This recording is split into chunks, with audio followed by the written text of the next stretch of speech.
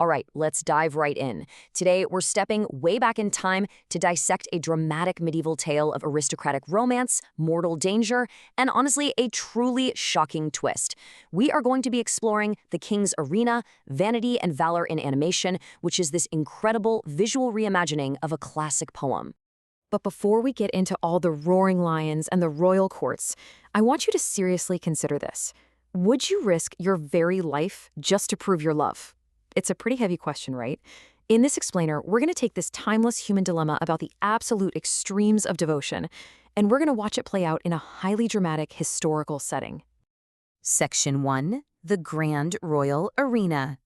Picture this. The source material lays out a very specific physical feel for the world we're entering. We're talking high-end Disney Pixar quality animation here. An epic orchestral score swells in the background, the lighting is deeply dramatic, and cinematic camera angles capture the whole thing in crisp 4K visual quality. Now, these aren't just fancy technical specs, they are absolutely vital tools meant to completely immerse you and build up the tension before a single word of dialogue is even spoken.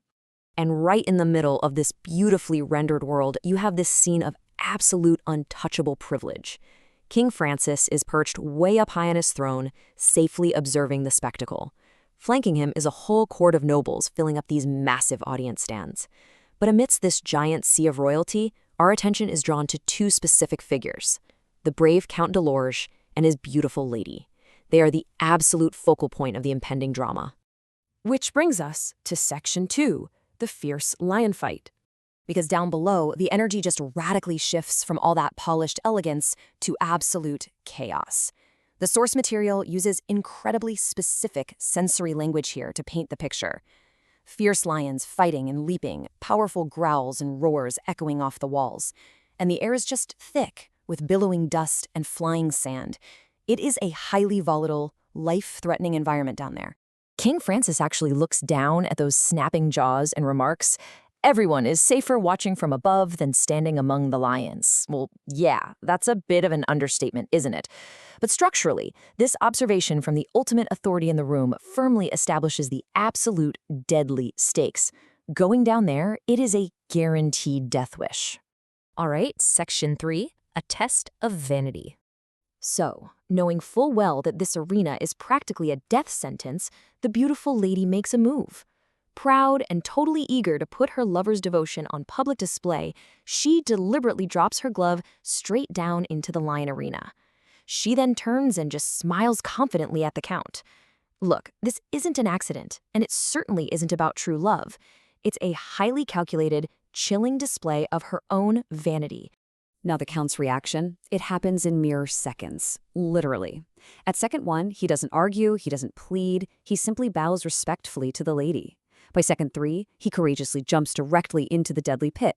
At second 5, moving with just incredible agility, he swiftly retrieves the glove. And by second 8, defying all the odds, he leaps back up to the stands completely unharmed. It is just a breathtaking display of valor. And here is the massive pivot. The expectation from the lady, who is probably still smiling at this point, is that her brave knight is going to lovingly present the glove right back to her. But the reality? The Count takes the glove and throws it right back into the lady's face. Yeah, no romantic words, no begging for affection. He uses this shocking action to visibly, publicly reject her twisted, vain game. Moving into Section 4, the lesson of true love.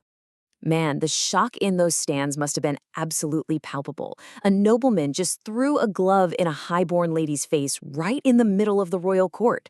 But then King Francis stands up. Instead of calling for the guards to arrest him, he boldly praises the Count's action. He immediately validates the shocking response and firmly takes the side of the offended lover. And this leads to the ultimate moral decree from the king himself. He states, "True love should never be tested through dangerous acts of vanity and pride." It's brilliant because the king draws the stark line between genuine affection and toxic vanity. Yes, the Count proved his immense courage in the arena, but more importantly, he proved his self-respect by refusing conditional, manipulative love. Look, we might not be dropping gloves into literal lion pits anymore, thankfully, but you've got to wonder, how do pride and vanity show up in modern relationships today? The core psychological test here, demanding someone prove their worth through extreme or damaging means just to stroke our own egos, is that really a thing of the past? I want you to think about how this historical moral applies to the interpersonal dynamics we see in the world right now. It definitely gives us all a lot to ponder.